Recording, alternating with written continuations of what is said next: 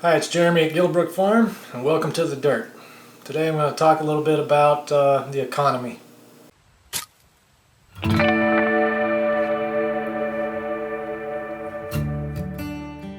So think of The Dirt as a getting to know you session, and Jamie usually does these. She's much better at being in front of the camera than I am, but this topic has come up over the last few weeks over and over. We've gotten a lot of emails and comments and questions from people who find themselves in a situation of can't find work, or they've had career jobs, people in their 50s who've lost their jobs, and they're seriously considering homesteading and asking us for advice. And we're not in the advice giving business. This is I don't think we're qualified to give anyone advice, but it is a topic that I thought was relevant to today, and a lot of people going through the same kinds of things. And I can share sort of our thoughts and approach, things that we did to kind of deal with the economy and things like that. So usually Jamie will sit down and talk to y'all and have a cup of coffee. This one requires a beer, so hold on. This is probably going to be a rant. Alright, my thoughts. Globalization, automation, government regulation, and tax code burdens on American companies have forced them to make changes to how they do business in order to stay competitive and profitable and even viable. Things like this healthcare legislation that basically forces both employers and individuals to buy terrible healthcare coverage at ridiculously overinflated prices or face government penalties. And then there's this genius legislation involving H-1B visas. If you're not familiar with what those are, those provide loopholes to these companies that allow them to eliminate their payroll burdens, like this forced healthcare legislation and Social Security and Medicare expenses, by granting the work to lower wage, lower cost of living, third world labor markets in exchange for tax benefits and perks. And we have seen that has happened to us. It applies a lot in the tech industry, which that is our background, the tech industry. Companies will go through and get rid of their entire tech department and hire contractors from other countries on an H-1B visa work program, or H-1B work visa. And this allows them to not have to put them on the payroll, basically treating them as contractors. Well, for American tech workers, that puts them in the same pool as basically becoming a contractor to compete with all of these H-1B visa holders.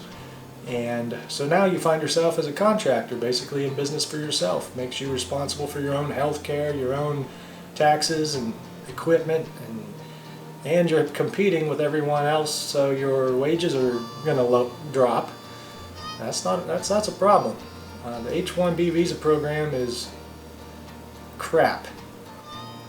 So a company will hire employees only part-time or as a contractor. That gets them out of having to pay benefits. Now, why wouldn't they do that? It's a loophole.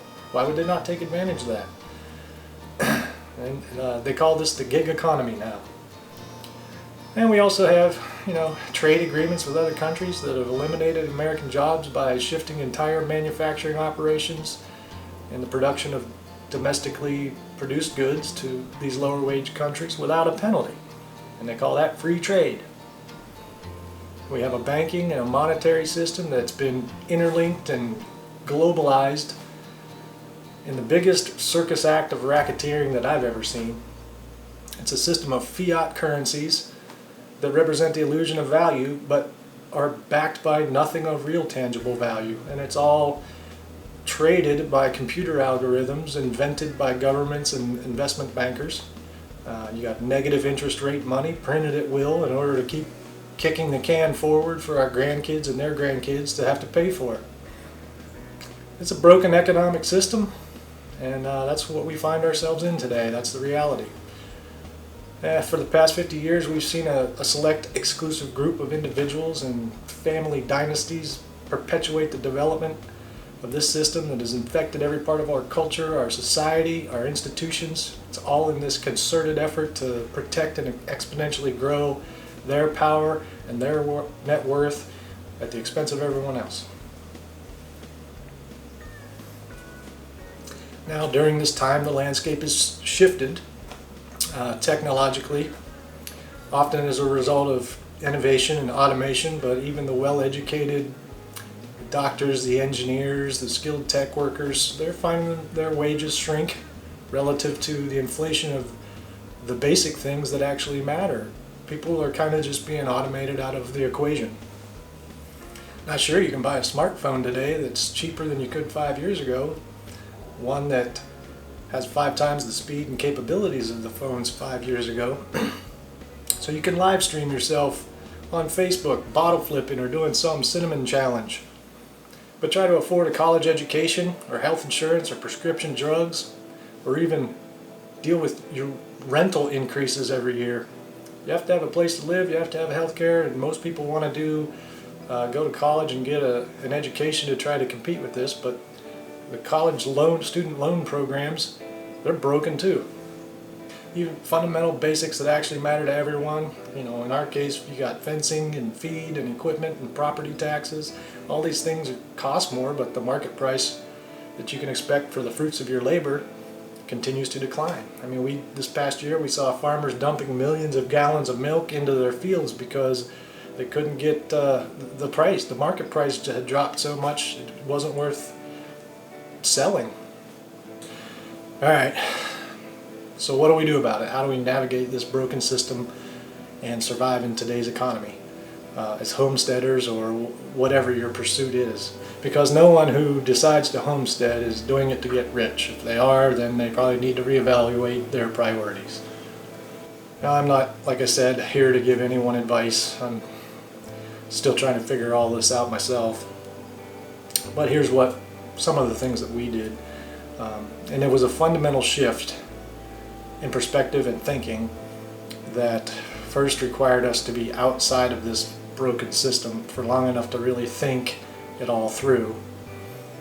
Our goal personally is simple, sustainable living, eating healthy organic foods that we produce ourselves, and being good stewards of our land and the livestock and resources. First, we recognized that the most precious resource we have as humans that exist in this universe is time. Wealth and money can be created and lost and created again. But time only moves in one direction. And we only have a very limited amount of it, relatively speaking. And the ability to leverage it effectively diminishes the closer we get to the end of it. Meaning we become less productive when we get older than we are when we're younger. So even though it's a very limited resource, time, it also diminishes in return value the closer we get to the end of it. Not many of us are going to be willing or able to split a cord of firewood or plant spring crops when we're in our 70s. So we recognize that continuing to trade our time for dollars by working for someone else at X amount of money per X amount of our precious time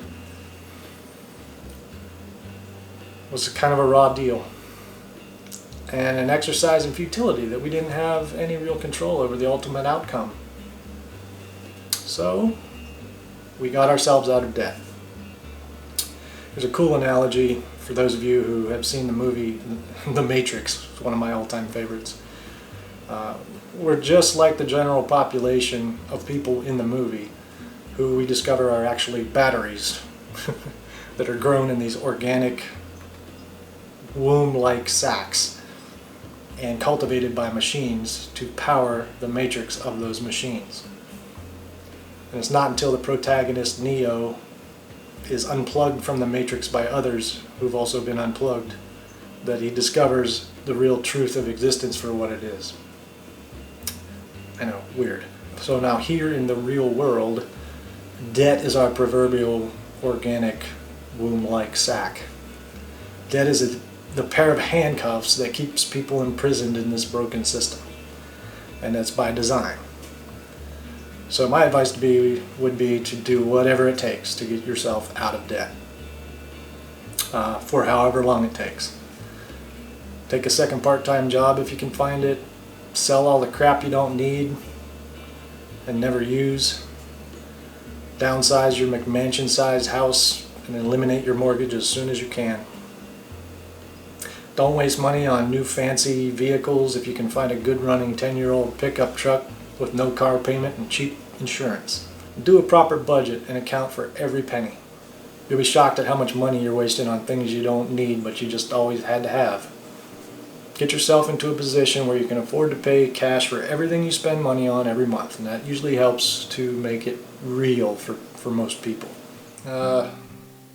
Start focusing on and investing your time in yourself first, before anything else, by learning a new skill or improving on an existing skill that directly benefits your family and increases your chance of succeeding sustainably at whatever it is you're trying to achieve long term, whether that's homesteading or cabinet making or underwater basket weaving, it doesn't matter. Your family is your team, and this is a team sport. If every member of your team can focus on learning a new skill that produces something valuable that they enjoy doing, and that complements every other skill on the team, then you're setting yourself up for compound success. And that's the name of the game. So what do I mean by compound success? Well, creating processes, systems, solutions to problems that produce compounding increases in value and benefit. Those are assets. And we want assets, not liabilities. Things you can invest your time in that add an increasing value to themselves the more they work, or reduce the amount of time or money that you have to spend the more they work. Ideally, create things you only have to do once and that continue to provide benefit in the form of added time or money over the long term. Passive benefits. Otherwise, you're basically back to trading time for dollars, and the value of your precious time is directly tied to and determined by whatever the value of the dollar is at the time, and you don't control that. So some simple examples, I guess, of what compound success investments are. As a homesteader, building your chicken coop, you have to, when you get into chickens, you build your chicken coop. You build it once, and with a little bit of maintenance, it helps facilitate your egg and meat source. Same with goats or pigs or sheep or whatever. You have an initial investment of fencing and feeders and those kinds of things, and if you make them yourself, you save some money, and you generally only have to do that part once or very infrequently, and that helps to provide a long-term benefit. Some people write ebooks. This is a real good example of doing something once that can provide long-term value over time, without requiring you to continue maintaining it. If you invest your time and skill into it once and it provides value and helps others solve a problem, and it should continue to sell and provide some revenue for you long term. It doesn't have to be a lot, but all of these things add up. And even YouTube, I mean, even though the rewards are very small, they're a good example of something that has some long-term compound success potential. You can create videos like this with a little luck and strategy, and if they convey information or a message that's largely timeless, and that a lot of people have similar interest in or a need for, they can be kind of a longer-term revenue source for you. Is it sustainable? Well, I wouldn't bet my future on it on YouTube, because I don't own or control YouTube. But that's why we focus on diversifying our income across multiple sources. It doesn't matter if one source is seemingly small right now, as long as it has a high degree of compound success potential. Basically, if we come across an opportunity that doesn't fit the criteria of having some kind of long-term compound success potential, and it's reasonably sustainable, then it immediately gets crossed off the list because it's probably going to be a time-sucking liability and a risk, not an asset. And we only want assets. You know, if you have some extra land, you could potentially lease it to another farmer if you're not using it. Make that land do work for you. Our homestead is not a source of income for us yet. We're contract consulting. We do contract consulting in web and software development, SEO and internet strategy and things like that. That's our background. But we're fortunate enough to be able to do the work that we do from home and also manage growing our homestead. That's kind of it. I mean, I know that was a rant, but I really wanted to get that out there and get it off my chest.